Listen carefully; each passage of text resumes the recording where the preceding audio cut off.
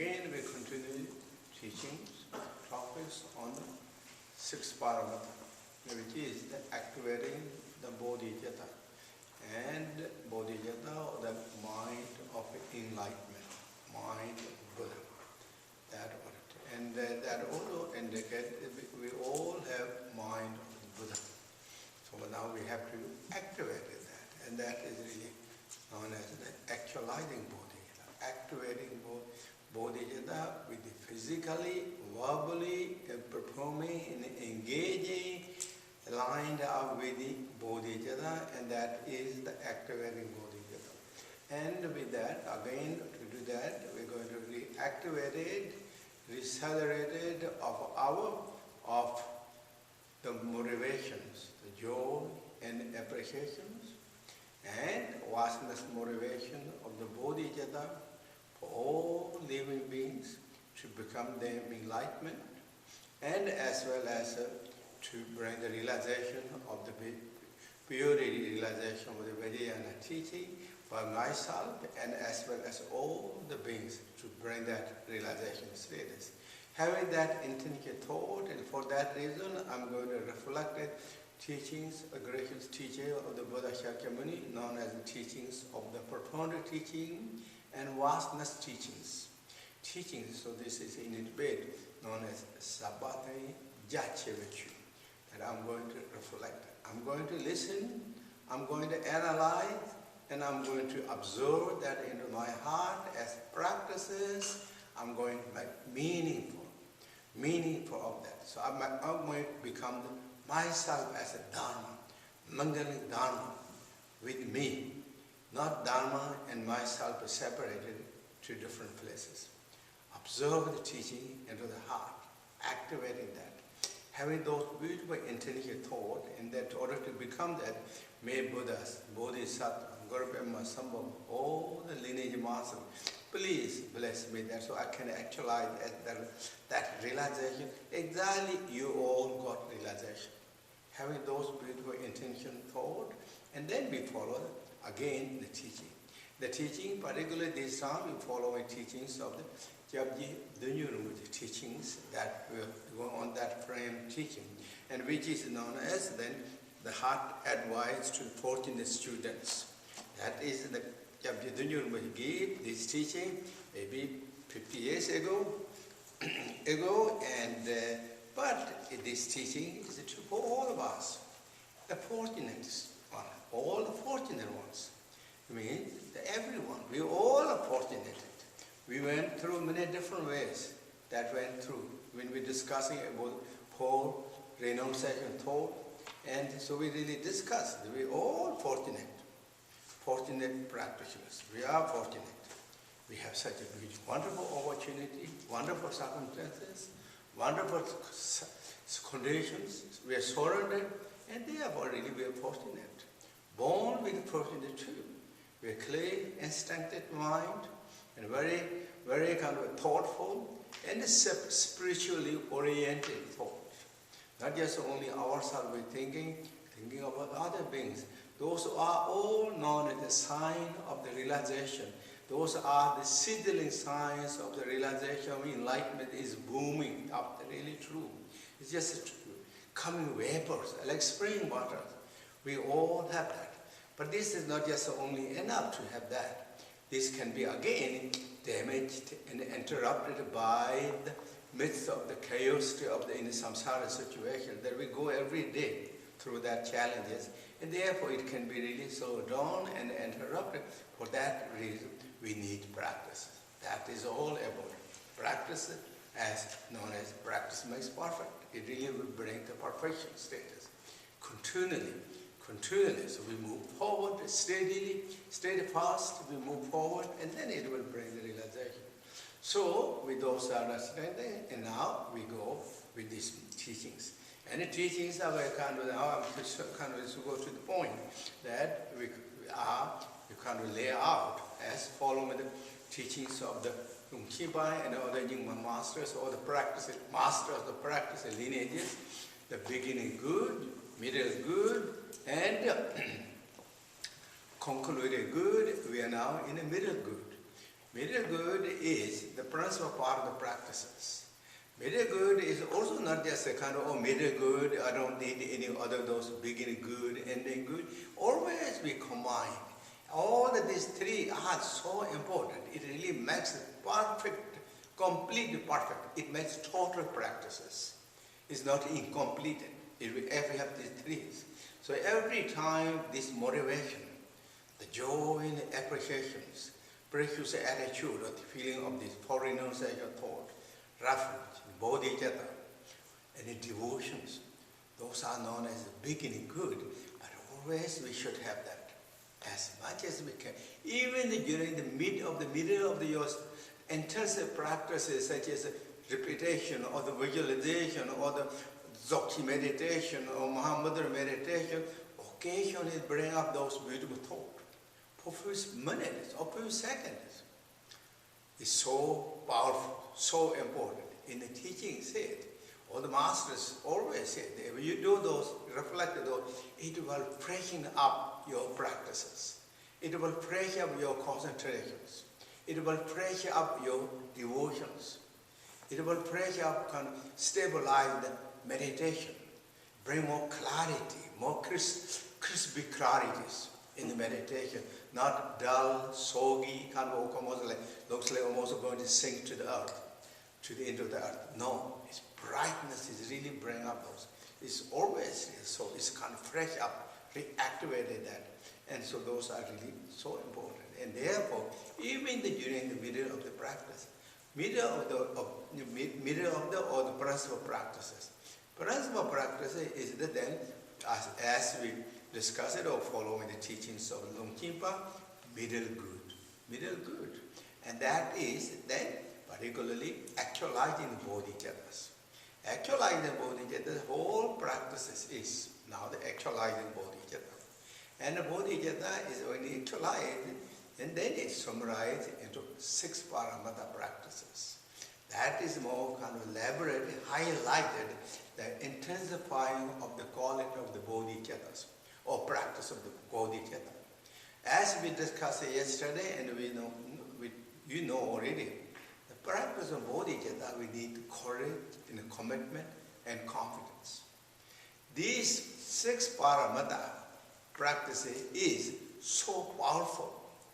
It will remove or purify the mundane habit patterns of the samsara.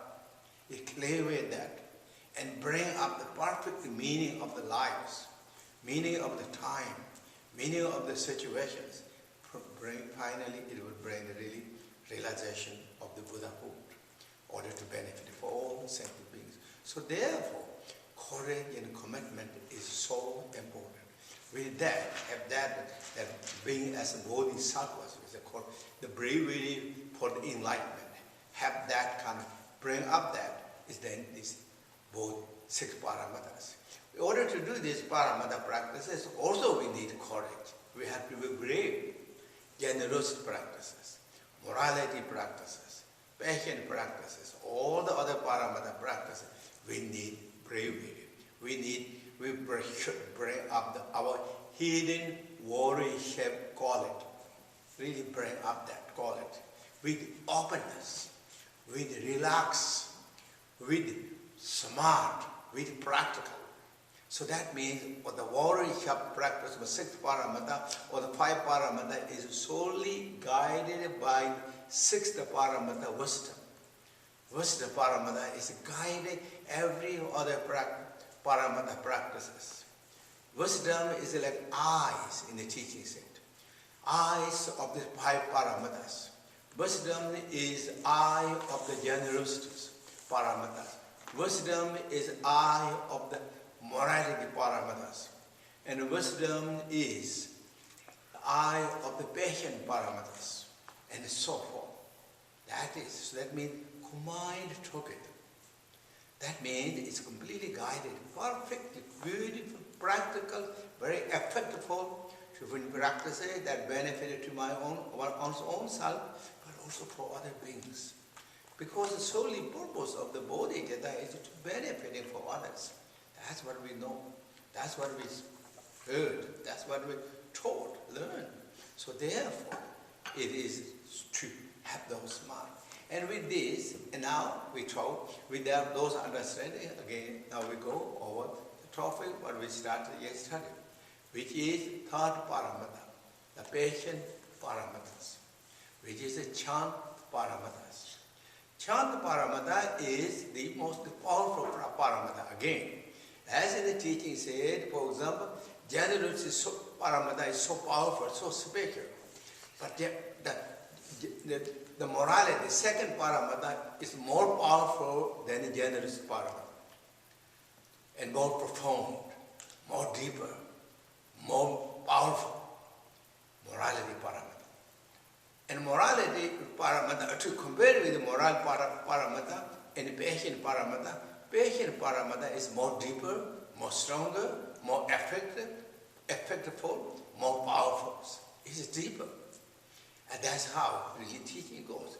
Generosity is so important, so special. But morality is more deeper than generosity. And morality is, again, so special, beautiful. It is the foundation of all the practices, but patient paramata is so powerful, strong. Of course, if we have patient paramatas, our morality paramata will become so strong, so good, not fragile, not timid, not kind of weak, kind of feeble status. It really makes stronger. So that is the reason patient paramata is so important. Now, patient paramata again is what? Nature of the patient paramata, I mentioned already in the teaching said, is not disturbed. Not disturbed of the attitude of not disturbed. That is the nature of the patient paramatas.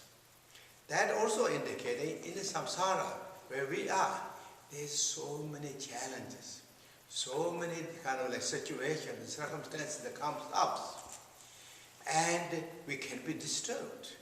But we strongly, standing firmly, strongly, our principle of the bodhicitta, then it won't disturb too strong.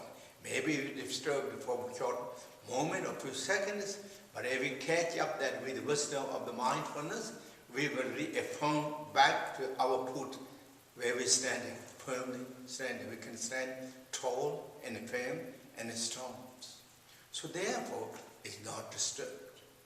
But nature or the identity, maybe I can say too, but nature of the patient paramata is not disturbed.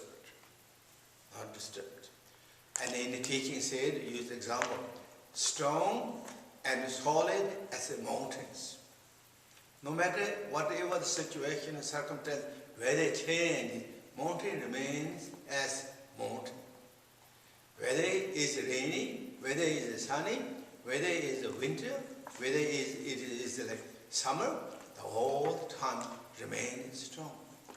That is, and not losing the identity of the bodhicitta. Bodhicitta, again, if we go back to our, again, where is the patient is the best, is in bodhicitta. Bodhicitta what?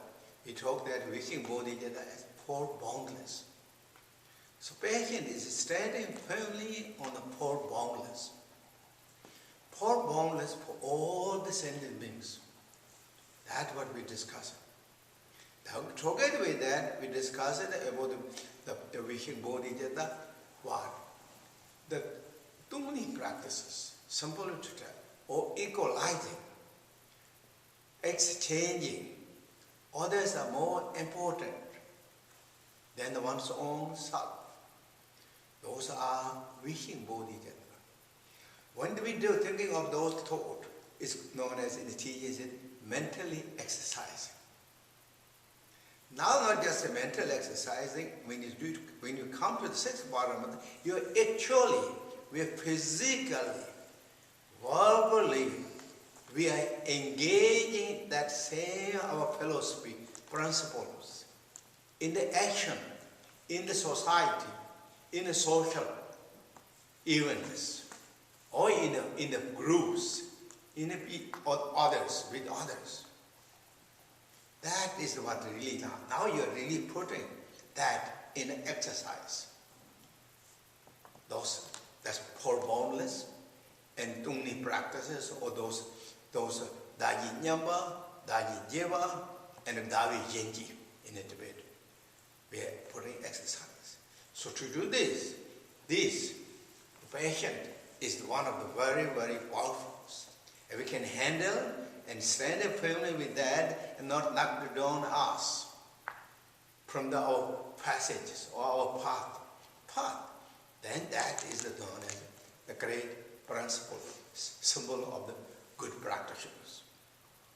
And this is what, again, in the only practices, all this, what we discussed all that. Ancient, all those great masters, really, in a sense, George Atisha came to Tibet. His practice becomes so powerful in Tibet, such as like 37 practice in the Bodhisattvas. We must study, you read those teachings. And 8 verses of Launi Tangpas. Those are not just saying words, those are practices. Those are the practice of this Bodhicitta or the 6 Paramata practices. In the Launi Tangpas teaching, what in the teaching said, this is a really nice story. I mean, it's not just a story, but it's a true story. In the teaching said that around 11th centuries, there is a master known as Chekhov. He is very learned. He knows all the Tripitaka teachings, Tripitaka or 3 basket teachings, as well as he studied logics, and he's very well established scholars. One time he came to see Sharap, I think. Sharap, his kind of friend, I think classmate or friend, and came to see him. And he is very also, that his friend, the teacher, is very famous. So many students, disciples, his teaching. And so he was kind of like helping to the many disciples and all that. And so he came to visit, and he's on the pillow. His friend is the pillow, and that's teacher. Pillow, there's book Tibetan volumes. And while he went out, he just took that book and opened. In that book, that beautiful kind of very powerful verse of the Launi Tangpa's teaching, known as 8 verses, or 8 verses, not stanza, 8 verses. And 2 of those, what he saw, it kind of stuck to his mind, really so strong. He said, give the victory, gain and the victory to the others. Give the gain and the victories to the others, and take the lose and the defeat to yourself. Losses and the defeat take to you, to one's own self, offer or give the gain and the victory to the others. He saw that. It really struck to his mind. Struck to his mind. When his friend returned back to his cabin, the famous teacher, he asked him, who gave this teaching? What is this? Oh, this is he told, it's a very famous teaching of Launi Tangpa. And so, it's so special, so powerful. And that, how I can receive that? Who had this more explanation and teachings? He said that Launi Tangpa himself had this teaching. So really he decided to go to see Launi Tangpa. So on the way, coming to the Launi Tangpa's place, and I think Launi Tangpa is in the central Tibet in a Langting. And his Launi Tangpa, this great master, named after the place where he stays, Launi Tangpa, but area is named called the Langtang, I think. And so he came there to see. But on the way, he stopped on the Lhasa doing the circumambulate for a few days. So, while he's doing the circumambulate, he met one man. He asked where you came. He said, I come from Langting. He said, oh, so you must have saw the Launi Tangpa. He said, yes, I saw that. But Launi Tangpa, he passed away until Mahaparindavana. And he thought, oh, so sorry that I'd like to receive more teachings on this, but I'm sorry. But who is now there? Who is the lineage order of these big monasteries of Launi Tangpa, or the disciples? Well, there is 2 masters they are kind of like debating or they're having some disagreements. And he thought, oh, that's really not good. Or definitely, if they're not agreeing to each other, that means they don't have the instructions of these 8 verses. That because they are arguing. Like he kind of, because way is the man also informed kind of way like that. But reality, it's not really they are fighting, arguing. In the teaching, it said there is 3 famous disciples. One is the letter order, other is the letter younger. The older one is known as Dorje, and the younger one is known as Shakyamuni. And so Shakyamuni is, I think, maybe could be mixed up too, but Shakyamuni is more older, and Dorje is more younger, but Dorje is more kind of learned, and the other is a little more older. So Shakyamuni, older student of Langli Thampa, say, Dorje, you should take care of all this congregation or the student because you're more learned. Please, you take that. And others say, no, you should take care of the student and your order, and I will respect you as the same as like my teacher Langli Thampa. So please, you will take care. And so they both are having kind of respect to each other, and that's why they're really having some disagreement. It's not they are fighting that who will rule that, because they are due to respect that teaching. So however, he didn't understand, got that message. He said, oh, I'm not going to Langli, and so he went. And then he asked who had this lineage teaching, this instruction. He kind of searching, and there is a very famous master known as Sharapa, which has so many students, 1,000 students is teaching. So he went there and attended on while he's giving the teaching. Sharapa is giving teaching, and he listened for 3 days. But in the teaching, he never mentioned one word about the 8 verses. Nothing mentioned. He thought, oh, maybe this Lama teacher don't have that also this teaching, so I'm not going to stay here for a long time. So, but anyway, one time he thought that at the towards end of his saying, he thought, I'm going to ask him directly if you have this instruction or not. So that time, this Sharapa is doing circumambulating on the stupa. So Chekapa himself went there, and he stopped that Sharapa on the way. He's circumambulating, and he put the letter. I think that ancient time Tibet can do those things. Now those not custom like that. I don't think so. But he is also, they're so direct to each other, direct. So he put this small cushion on the ground, asked the teacher, please sit down on this floor, or in this cushion. I have one question to ask you. And so this Sharapa stopped, and he said that, what do you have undecided or doubt that not decided? What question do you have? I decided everything, my whole plan, in one sitting on one cushion. One sitting on one cushion. What do you have? What do you have that undecided dilemma? What do you have? And so he sat there, and he sat down on the cushion. Then Chekapa asked him, I saw this really interesting, beautiful stanza teachings, and so he repeated that, but I really like to know more of this. And you have this, how important is, how it is this? He said, don't mention is important, not important. If you like to reach enlightenment, Buddhahood, that's the way. If you don't want, then that's it. But otherwise, there's no any other alternative than this. Then he said, you have this teaching? Yes, I have that teaching. That's my principal practices. And then he asked, will you give me the instruction, detailed instruction, or pith instruction of this teaching? Yes, I will give, but if you have time, you have to stay a long time with me. Then I will give.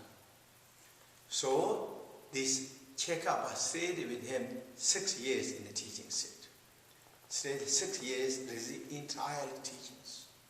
Then Chekapa himself became one of the great master or practitioner of the Bodhisattvas, Bodhicattas, famous Cheka, that he is really become the practitioner of this versus teaching.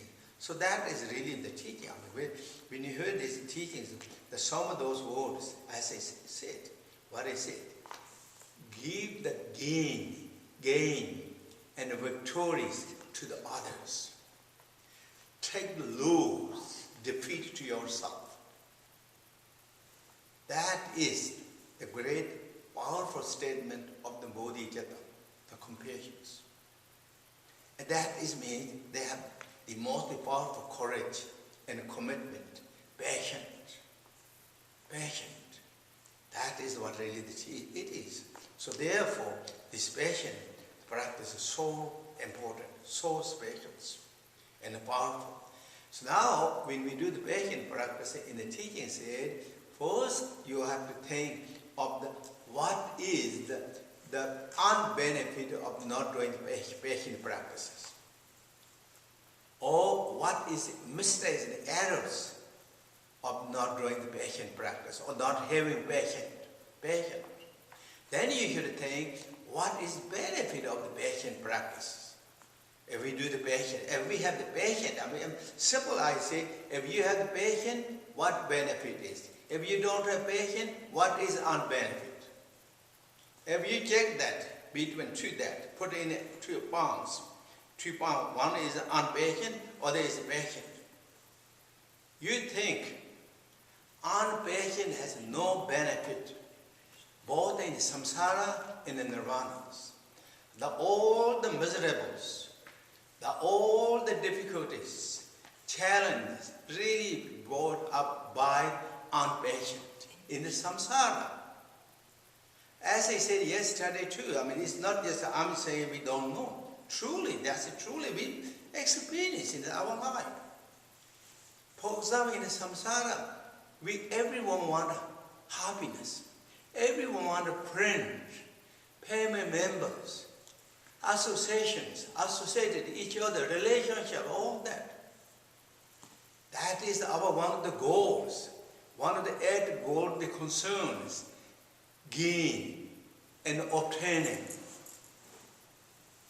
That is really our wishes. All the beings of samsara wish to gain, to have reputation, to good things, and to relationship, friend, family member. And we make so much effort. That is because that's what we like to. We make efforts.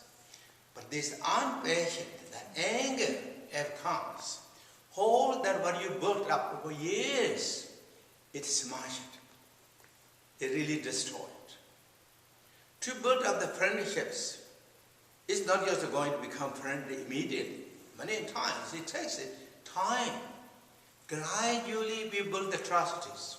You build the friendships, become friend.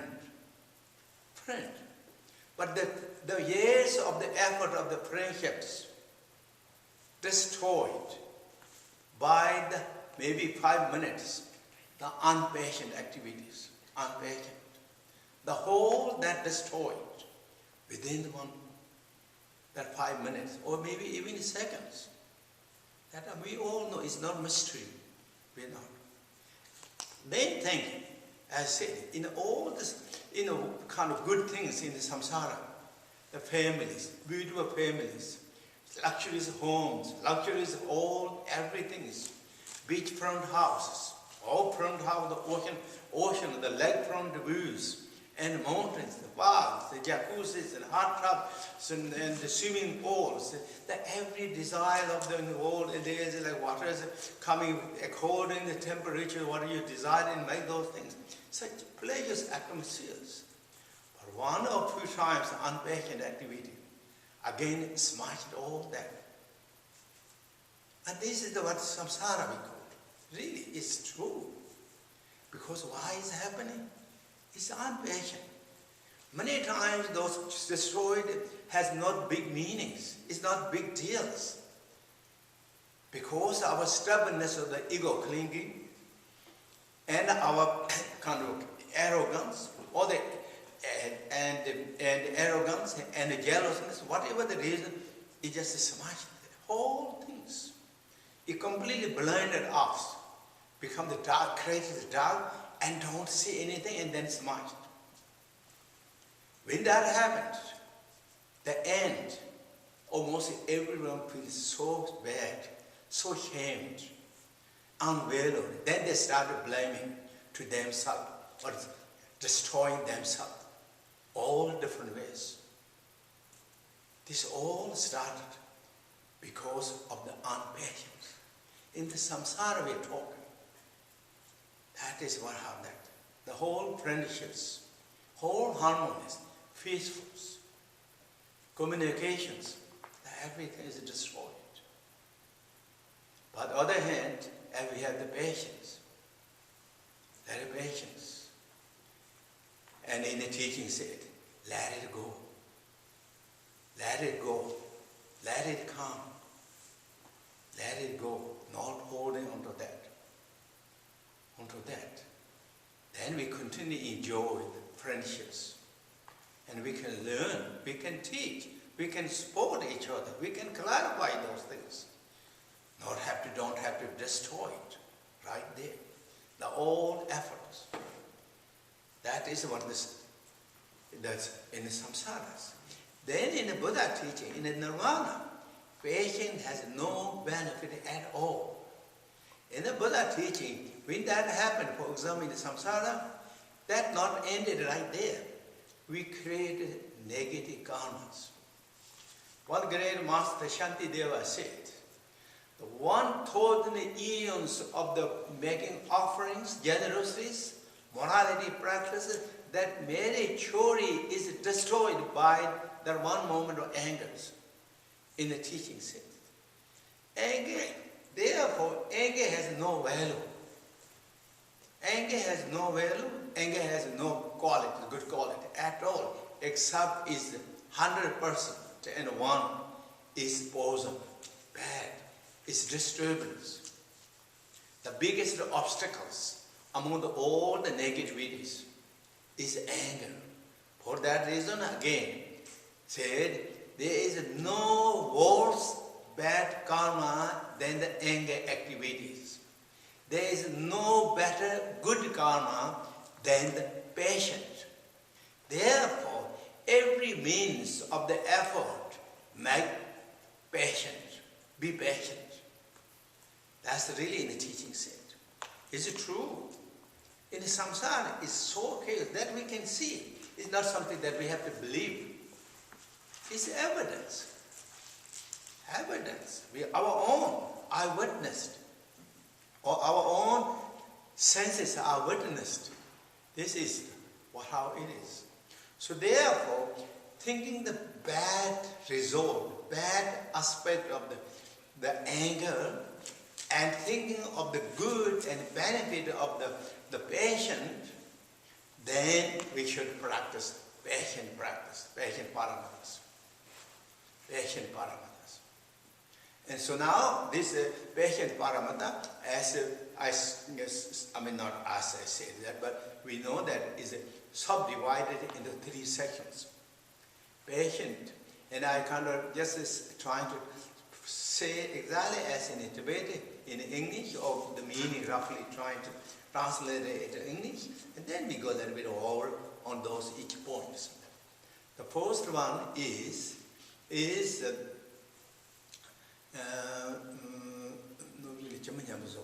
and the never mind attitude toward all the obstacles, or toward all the harm doors, maybe harm doors. Never mind the attitude to all the harm doors. So that's the number one. Second is joyfully, openly accepting all the challenges and difficulties. That is second. And the third is then never bored and tired of the doing good practice or good good deeds, such as paramata practices, 6 paramata practices. Or never scared and afraid with profound meaning of the teachings. So those are 3 passion practices, highlight passion practices. So now what we discussed on this passion practice. And we went yesterday the world meaning of the passion, Sanskrit meaning, the world meaning. And then second we went with the division or the benefit of the passion. There is the 4 that I kind of like listed those one after another. Maybe not so clear, I don't know you. That 4, that is the same as all the paramatas. 4. Each as one is slightly different according, each of those is like opposite, it purifies the opposite of this, each of those. And that means again, what that means. For example, opposite of generosity is the miseries. When you do the generosity practices, it purifies miseries, or it reduces the miseries. When we do the morality practices, it purifies the opposite demoralities. And when we practice all the passion, it will purify the angers, so forth, so each. Then second benefit as a same thing, second and third and fourth benefit all the same to all the paramatas. And then also it will, so second one is, maybe yesterday I kind of said slightly different orders, but it's the same thing. Second is bring the realization of the emptiness of the each meaning of the, for example, patient. Patient is also, nature is emptiness. And more same thing, generosity is nature is emptiness. Morality, nature is emptiness. Patient, nature is emptiness. And how that can happen? Because patient is, who is really doing patient? It's no other than our mind. Mind is empty. Or at least nobody found out the mind ever since. Buddhas are, and all the enlightened beings, even the scientists, all this modern physics, really never found. Therefore it's called emptiness. So the patient is also the same thing. It's within that same nature. It's nothing different nature. Then patient in the teaching, the third one is each jhana parama the same. It will fulfill the wishes of your own wishes it will fulfill, and wishes of others it will fulfill. Others according to the degree of the degree and intensity of the paramatas. It will help to you, it will to the others. And the fourth one, then this paramata, when we do the paramata practice, we are communicating with each individuals by your physical language, which is known as the body language, or such as what's called verbally communicating. You are doing paramata practice, so whoever heard these things or see these things, it will make some impressions. It will lead in the teachings, it will connect to their designated karmas or capabilities, and such as 3 yanas, and Shavakayana, Partikbodhayana, and Bodhisattvayana. It will lead to their final passage of their final goals of realizations. So those are, we discussed yesterday, but again I'm talking, that the moment was trying to kind of highlight that. With this, now when we come to the patient paramata, we're going to practice of this. There's 3 divisions, as I already said you. 3. First is never mind attitude toward harm doers. That is. Again, why?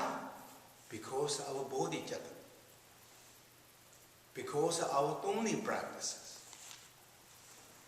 We're doing this not just for ourselves, but for all the beings. The primary purpose is we are going to do this because we are going to defeat the most powerful obstacles or powerful enemies, the ego clinging, negative emotions. They've been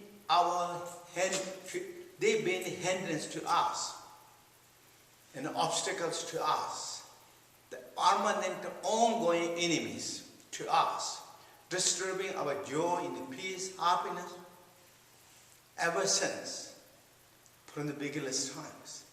Today, we are going to process to defeating them. Therefore, we are going to top kind of like skills and method and challenge we're going to get up there. In a great master, Shantideva said in his teachings, when you like to fulfill the big goals, you have to go some degree of the hardships.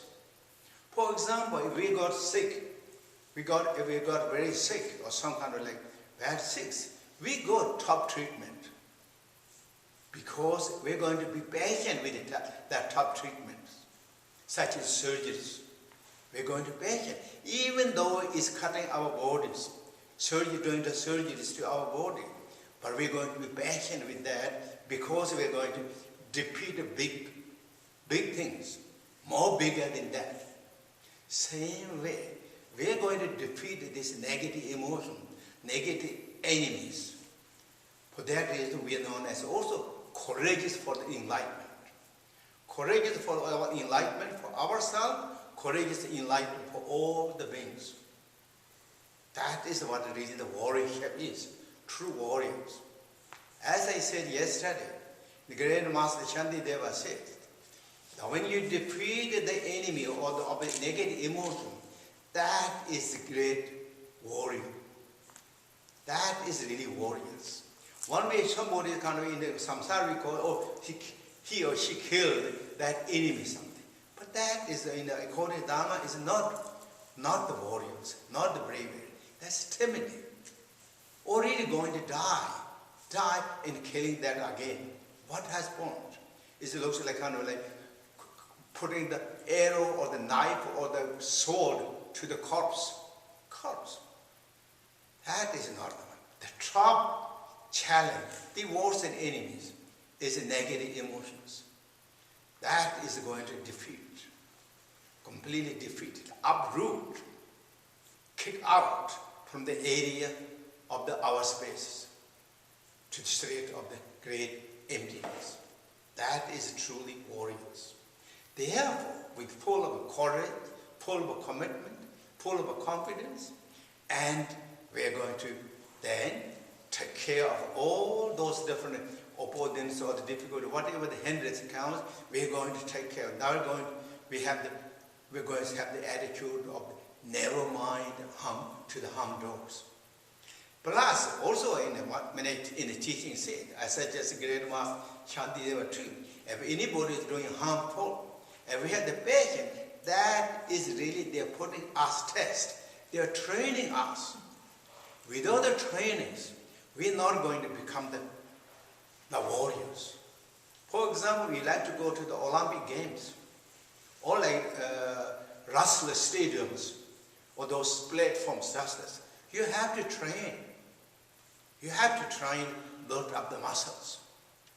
But these sentient beings are freely offering us the exercise. Freely offering. Therefore, in the teaching, should thankful.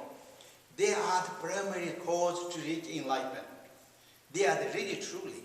If there is only the instructions, but no trainers, we won't get enlightenment. We're thankful to the Buddhas and great Bodhisattvas because their blessings, their instructions, their words of wisdoms. True. But who is putting that word of wisdoms in the test, in the exercise, in the practical manuals? Is the sentient beings. Therefore, in the teaching said, we should thankful equally to the Buddhas and to the sentient beings. Both are kind. One is showing that how to do.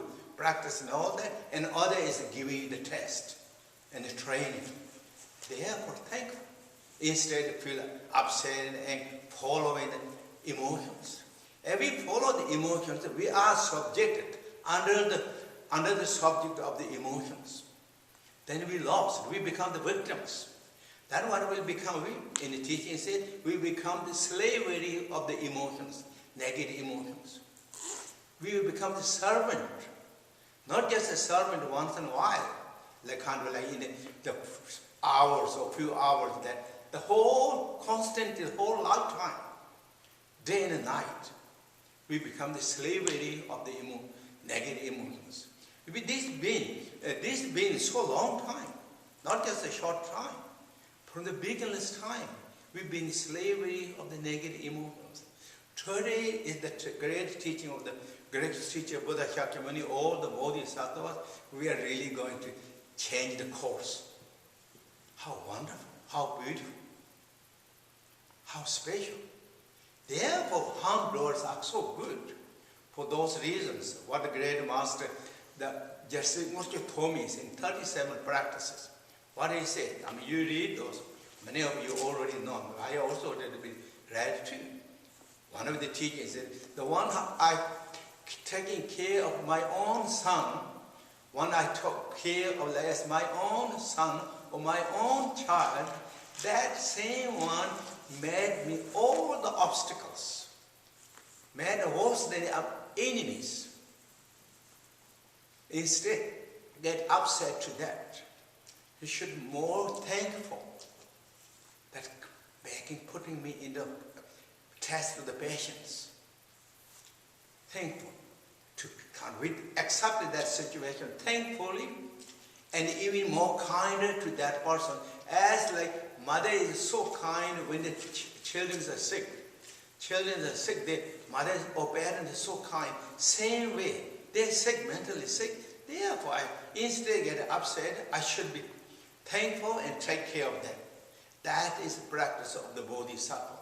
That's what really great master Yeshe told me in his one of the 37 standards of his teachings. So that's how it is. And so now, so that's the understanding of that. And with that, then we go those three patient practices, just one after another. Briefly we go, and so I mentioned, and thank you again. Thank you very much everyone for participating and listening, and thank you again. Thank you very much everyone. Thank you. Thank you. Thank you. Everyone. Now we do short meditation.